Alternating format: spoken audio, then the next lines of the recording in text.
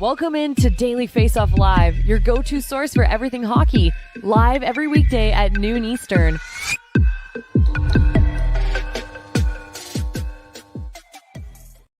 Welcome into a Monday, June 19th edition of Daily Faceoff Live. As always, presented by Betano. The game starts now at betano.ca.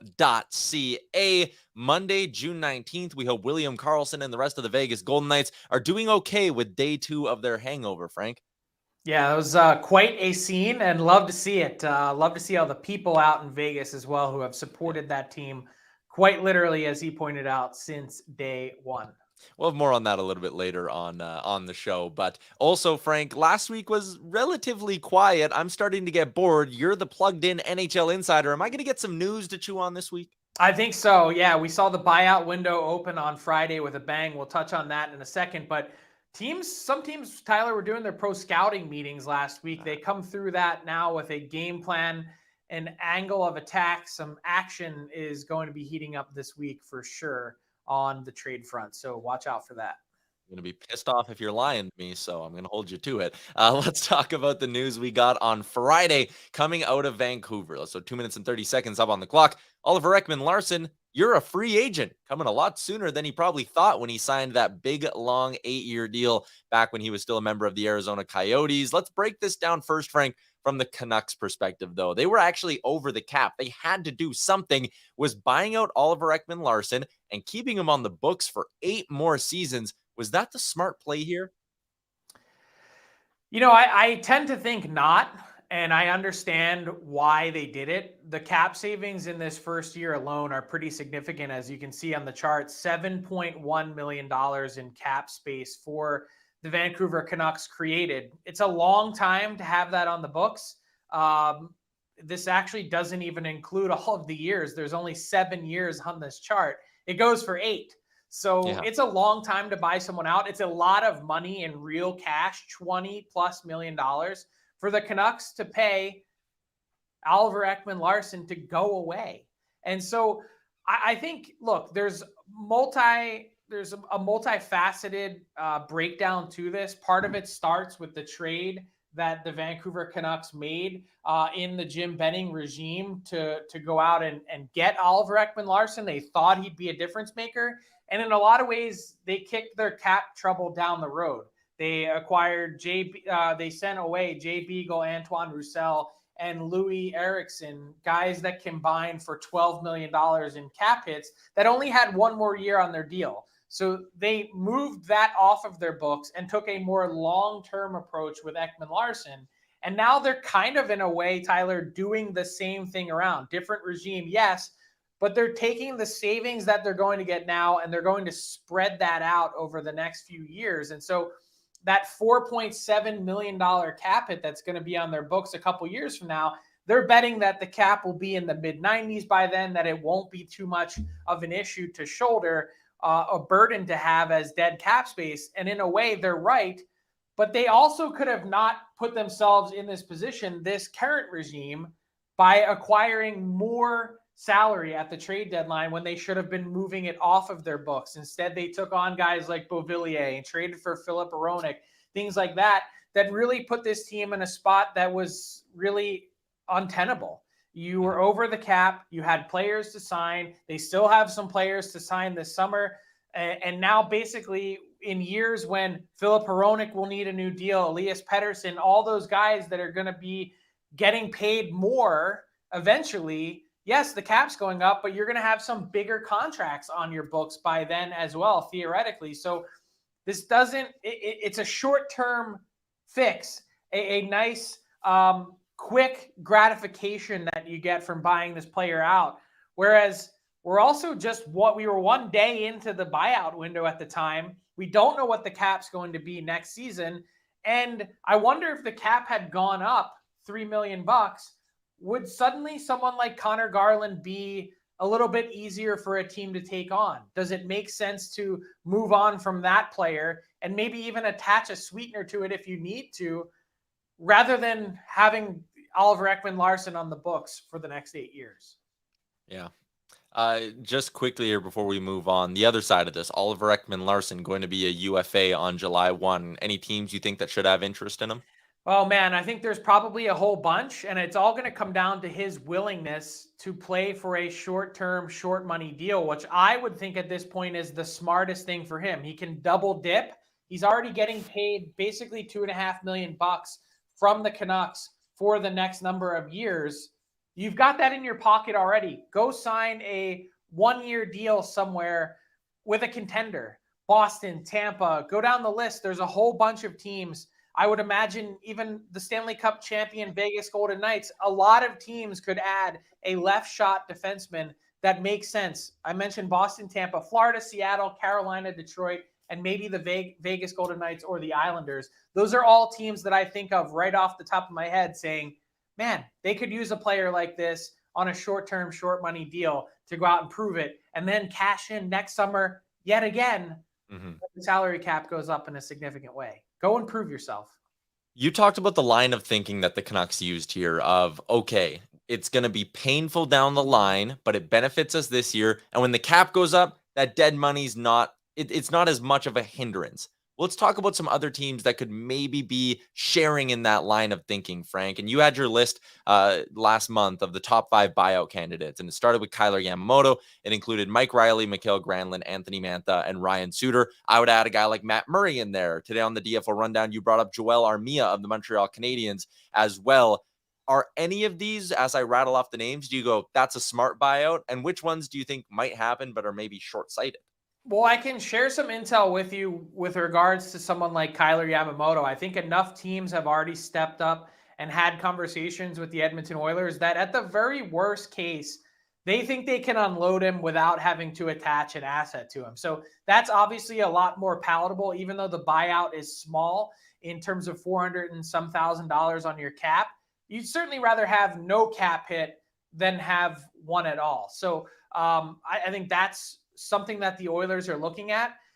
When it comes to some other guys on the list, and the calculus for some teams becomes, can we just survive one more year? I think Matt Murray is an LTIR candidate. And in fact, I think the Toronto Maple Leafs are interested in trying to move that contract if they can, because they don't want to be operating in LTIR if they can avoid it. Mike Hoffman is a guy from the Montreal Canadiens that they're trying to move. They're trying to basically give him away for free. They don't want to attach anything to him in terms of a pick in order to make it happen. But then the push to that becomes, for a Canadiens team that probably isn't going to make the playoffs next season, can you just survive the start of the year on the cap and then trade him at the deadline potentially and retain half? Maybe that becomes a lot more of an attractive of an option instead of giving him away for free. Just hang on to him a bit, and then you have a trade deadline asset to move. That's one of the big things, Tyler, that GMs kind of joke about now is that's the new line of thinking, that's how one GM is selling it to another of, hey, I'll trade you this guy for free now. And then look, 6 months from now, you have an awesome trade deadline asset that you can flip. So maybe you're not getting anything for him now, but you can get something for him later if you're able to wield your cap space appropriately. So there's a couple sneaky buyouts out there, Tyler, and I would say one that I have in the back of my mind is TJ Brodie from the Toronto Maple Leafs. It's a $0 cap charge for this upcoming season if you were to buy Brodie out of the last year of his deal. And 2 seasons from now, it would be a $2.5 million cap charge. Again, theoretically, when the cap is going up by $7 or $8 million. So if you could move off of TJ Brodie's $5 million and have a $0 charge, yes, you need to go out and replace him, but at least it could potentially give Brad Treliving some money to play with. The only thing I wonder about is TJ Brodie's obviously a guy that Brad Treliving knows pretty well. What are his thoughts on that? And is he better off just keeping him for the year? Interesting stuff. Potentially some buyout news coming this week. We're dubbing it the week of news, Frank, because I'm holding you to your promise. Let's talk about come up with anything better than that? No, not on the spot. The I am running on news. fumes. Okay, good. Put it on a shirt. It'd look good. Yeah. Let's talk about the potential Hockey Hall of Fame class, Frank. We could get some news on this coming in the next few days here. Let's start with some players who are who are first year eligible. And I think when you look at this year's class, there is one clear-cut lock, and it's Henrik Lundqvist, right? Like the other two, Corey Crawford, Justin Williams, great playoff records. I don't consider them Hall of Fame pieces at all. Lundqvist, 1,000%. Yeah, totally agree. Henrik Lundqvist is a total lock. He not only meets but exceeds the standards. And there's been some unbelievable work by Paul Paduti on our Daily Faceoff website the last few weeks, sizing up not just this class, but overall how the Hockey Hall of Fame has done its business over the last number of years leading up to Wednesday's announcement for the class of 2023. And he agrees, Henrik Lundqvist in a position where goaltenders are really left out to dry. There have only been so few elected since the NHL went to the expansion era. Post 1967, it's crazy that there's only been 13 goalies inducted in that time. As he pointed out, there's been more Winter Olympics in that span than goalies at the most, I think, critical position in the NHL that have been added to the Hall. But I think what gets really exciting after you get through the list of first-time eligible players is maybe the chance to right some wrongs, Tyler, and that you have some guys that have been lingering out there for a while. And so these are some of the names that are on the watch list. I think Curtis Joseph, in the same vein of what I was saying about goalies, Cujo is well earned a spot in the Hall of Fame. Henrik Zetterberg has a really interesting case. And Paul has done a great job of going in depth on a lot of these. Alex Mogilny, he says, is so far overdue. He labeled him as the Hockey Hall of Fame's most outstanding omission. And he actually presented a pretty interesting case the other direction of why Rod Brind'Amour is not, in his eyes, Hall of Fame material. So obviously a fantastic career that he thinks has been aided by the idea that he's now a coach and is back in sort of the limelight and has done a great job, that it's only helped his case when really Rod Brind'Amour's case, at least according to Paul, seems to be a bit of a compiler. So I'd like to see someone like John LeClair get in. And if you go through Paul's work, I urge you to do it on dailyfaceoff.com. He's the first person to really put every player that's ever played in the NHL on a level statistical ice surface based on the difference of scoring between eras as it goes through. It's great work. And so he points out why some of the guys that played in the NHL's dead puck era, including LeClair and Mogilny and others, really deserve to have a seat at the table, even though their numbers might not be quite as eye-popping to you in the grand scheme. Interesting. It'll be fascinating to see who does get the call. And great shout out to at Adjusted Hockey on Twitter as well. He's been doing some great work over on dailyfaceoff.com and over on that Twitter. It's a must follow if you're a hockey fan. Let's move on to our fourth topic, Frank. You talked about Rod Brind'Amour, the impact he has on the Carolina Hurricanes. How about the impact that their assistant GM, Eric Tulsky, has had on that roster? And he's been someone who's popping up in a lot of GM interviews over the last little bit, but he's not your traditional hockey guy. He comes from a background of being a chemical engineer. This guy has 26 patents. It was a fascinating interview on the DFO Rundown, Frank. And you asked him a little bit about, his maybe reputation or history of not being a traditional hockey guy, if it's hindering him a little bit, and his thoughts on it. Here's what he had to say. No, I mean, I obviously share your perspective on that. I've been working in the NHL for almost a decade now. And if, certainly my chemistry friends would describe me as a hockey guy, right? So it's, I've been in the league a long time. I've seen a lot of how teams work on the inside. I didn't play the game at a high level. That doesn't mean I'm not deeply immersed in hockey. Ultimately, people are going to value whatever they want to value. And if it's important to someone that they have certain things that only come from having played at the NHL level, that's their decision. There are things that person will see that I won't, and will be able to communicate that I can't. I think there are also benefits to my experience, and there will be people who value that. And, every hiring manager has to make their own decision about what they value. Frank, if I were to sit here like a fool and tell you Eric Tulsky can't be a GM because he isn't a hockey guy, what would your response to that be? That's the dumbest thing I've ever heard. I mean, let's consider that he, his background, worked in nanotechnology as a chemical engineer, probably had a pretty nice job and a really comfortable living, and decided to walk away from that so that he could dive in headfirst to something that he had done as a passion project on the side. I knew him way back when in 2010 and beyond, when he was just writing for BroadStreetHockey.com. To have someone that quits their day job to then become a hockey guy, doesn't that actually make you one? Like, you have immersed yourself in the sport in a way that, you know, you could only dream of having someone do. So because he didn't play at a high level or doesn't speak or sound like the normal hockey guy, what does that even mean? His fingerprints are all over this Carolina team that has been one of the most consistently excellent teams in the NHL for a while. Why wouldn't you give, you know, part of the brains of this operation a chance to go see if he can do it on his own elsewhere? Because he isn't winning press conferences or whatever the thought process might be, I'd say throw all that out the window. And all I really care about are results and success. And to hear the other parts of the interview, urge you to go check it out and listen to it. He's got a fire that burns deep, being graded on wins and losses, which I think is all you can really ask of someone. Let's just get the best and brightest at this position instead of trying to win a contest of popularity and or looks.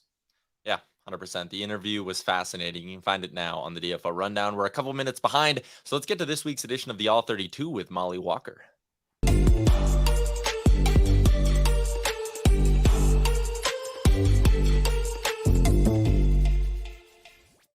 On the New York Rangers beat for the New York Post, always a pleasure to welcome Mollie Walker into the show. And Mollie, let's start with the signing of Zach Jones. On the surface, looks like a great deal for the Rangers. Could there be some ripple effects from that into how they build out the rest of their blue line? Well, I think more of the ripple effect will come from Keandre Miller's next deal. That's probably the more important one. But what this is telling us now is that the Rangers are thinking that Zach Jones has graduated from the AHL. And just like last season, he did compete for a spot at a training camp, which he did kind of win, even though he went back and forth with Libor Hayek for a majority of the season until Ben Harper came in. But they're going to be in a very similar situation at the start of the season with Zach Jones. And the hope is that he will be able to seize that third pair role next to Braden Schneider. But he is going up against Ben Harper, 6'6", and Gerard Gallant obviously had a he liked a bigger body defenseman on the back end. So that's why they got Nico Mikkola and went back and forth between those two. But who knows what Peter Laviolette is going to prefer, but Zach Jones should definitely be in the mix for the Rangers D-corps next season. Yeah, it's really interesting, Mollie, to see potentially some of the stylistic changes and preferences between the coaching staffs. But wanted to ask you how you think this Rangers team improves. Like, what would be number one on your priority list positionally to make this Rangers team better next season? Well, I think a lot of the onus falls on these star players. I think last season they came off of such a big playoff hangover, and it took a really long time until Jacob Trouba threw his helmet across the ice that they kind of snapped back into it. And I think the key for them is going to be coming to the season strong and maintaining that for the entire season and proving to themselves confidence-wise that what happened in the playoffs last season, first round exit to the Devils, which was colossally disappointing, doesn't define them. It should just be a bump of the road on their way to the bigger picture of hopefully hoisting the Stanley Cup at one point. But I think a lot of it is going to be confidence and shaking off last season, because it obviously did not go how anybody thinks that it should. I think that it definitely is going to be a forward's responsibility going forward. You look at the two teams who just won the Stanley Cup in the Vegas Golden Knights and the Florida Panthers. They both made seismic changes to their cores at some point. The Eichel trade, the Tkachuk trade. When you look at this summer for the Rangers, you mentioned coming off the bitter disappointment of losing to the Devils. Do you get the sense that they could want to make a big change to the core, or is this a run it back kind of scenario? I don't. I definitely think it's a run it back scenario, especially when you just look at the way that their cap is situated at this moment in time. So many of their top players, their core players, there's so much money wrapped up in them, so many no move clauses, so many no trade clauses. This is their core. This is who they have for the foreseeable future. And I definitely think that last season they're not. And I don't necessarily think it was a personnel issue so much as a performance issue in the first round of the playoffs. So hopefully in their eyes, they see this as an opportunity to rewrite that. And I don't think that there's any, inclination to tear it all down at this moment in time. I think that they worked really hard to acquire the players that they did, and that they do want to see this through for the time being. Yeah, Molly, I totally agree with you in terms of don't expect any seismic changes. But when it comes to next season, and you look at the kid line, for instance, and the previous reliance on that line to kind of continue to progress and step forward and build their game, it's come in fits and starts, which I think part of it is to be expected.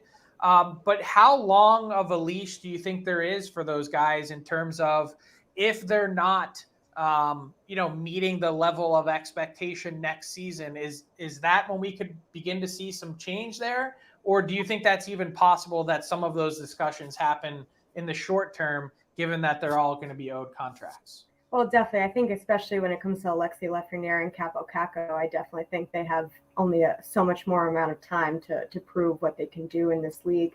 I'm very curious to see how Peter Laviolette organizes it.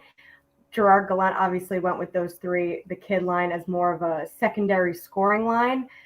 Something tells me Peter Laviolette might want more of a checking line or a matchups line. Gallant wasn't a matchups guy, and I think that the Rangers probably need that a little bit more. I'm not so sure how sold I was on the kid line at all times. They bled scoring chances sometimes, and I think that it's probably time to see if they can make it separately rather than just together. It's up to them to actually do something with the opportunity and show that they can be top six contributors, Capo Caco and Alexi Lafreniere in particular.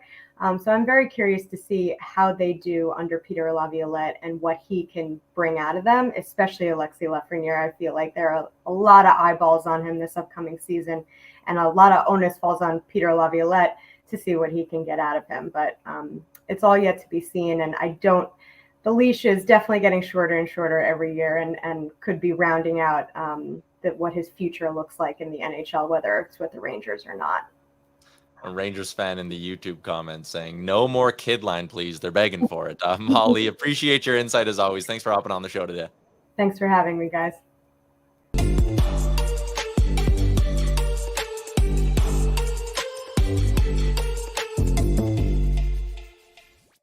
Again, you can find Molly's work at the New York Post. She's also on Twitter at Mollie Walker with 2 E's and 2 R's. Frank, the YouTube chat is buzzing with hashtag AskDFO inbox questions. And going back to our initial conversation about the Canucks, Barra's chiming in, and he wants to know what you think Elias Pettersson's next contract could look like. Would he be willing to go the full 8 years considering the state of the Canucks? Why not? If you like it, if you believe in what's happening, if you believe in Quinn Hughes and you believe in some of the talent that Patrick Allvin and his scouting eye can put together around you, unless you're looking for a precedent-setting deal, which I don't really get the sense that's what drives Elias Pettersson, I would say, of course. And what does the next deal look like? Barra, I have a hard time handicapping that, but I'd have to think that this is one of those 10 million AAV kind of deals, maybe plus. Cedric is in and says, putting Chicago and Arizona aside, who can take on big contracts this year? Who's in maybe the best spot, Frank? I'll frame it this way. Who's in the best spot outside of those two to weaponize their cap space? I actually don't think Arizona is going to be in that market to be weaponizing their cap space. I think one of those teams is the Chicago Blackhawks. I think the Anaheim Ducks are always hungry to do something like that. Probably has passed by the Detroit Red Wings in terms of being competitive. So when I look at, a couple of those teams that are in that spot, I'd say the Ducks, the Blackhawks, and maybe you could get the San Jose Sharks to weaponize their cap space. But outside of that market is really kind of dwindling, which for some teams kind of comes at the perfect time with the cap potentially going up. Interesting stuff. We also got a question in here from Tony, which ties in perfectly to garbage time, Frank. He wants to know, did the Golden Knights overdo it with their drunken Stanley Cup parade celebration? Now, let's wrap up the show with your thoughts on Wild Bill Karlsson being perhaps the drunkest man alive. I definitely did not have William Karlsson on my bingo card to go full Frank the Tank, but I'm here for it. I love it. I'm from Philly, so I'm used to the Jason Kelce Super Bowl parade wearing full Mummers gear, and that was absolutely epic. And Aaron, you can roll the video on William Karlsson over the weekend to get a little have flavor. been here day fucking one.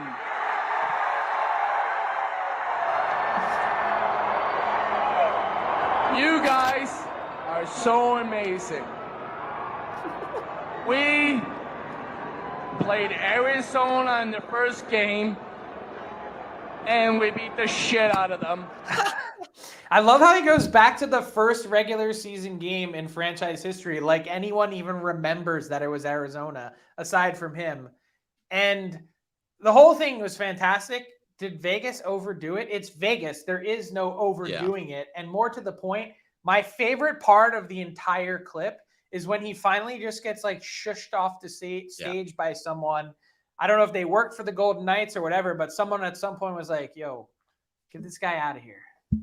You're done. That was interesting, I guess. Yeah, going back, what was up with Arizona catching all these strays during the playoff run? You had Bruce Cassidy throwing shade at them and William Karlsson. Like, they're probably sitting there like, what the hell did we do? Well, what they did is they lost multiple votes of confidence from multiple municipalities in Arizona, but that's a story for another day. Yeah, fair enough. It was quite the time in Vegas, a Stanley Cup parade on the Strip. I mean, if you would have told someone that 10 years ago, they probably weren't believing you, Frank. We'll see what the summer holds now in Vegas with the Golden Knights. Here's to hoping we got some news to chew on tomorrow. Big shout out to Mollie Walker for popping on the show today. Everyone in the YouTube, hit the subscribe button, hit the like button. We hit 6K on YouTube, a big milestone for us. And shout out to our producer, Aaron Bordato. We'll be back tomorrow, noon Eastern time. We'll chat with you then. Thanks for tuning in to Daily Faceoff Live. Make sure you hit the subscribe button to never miss an episode.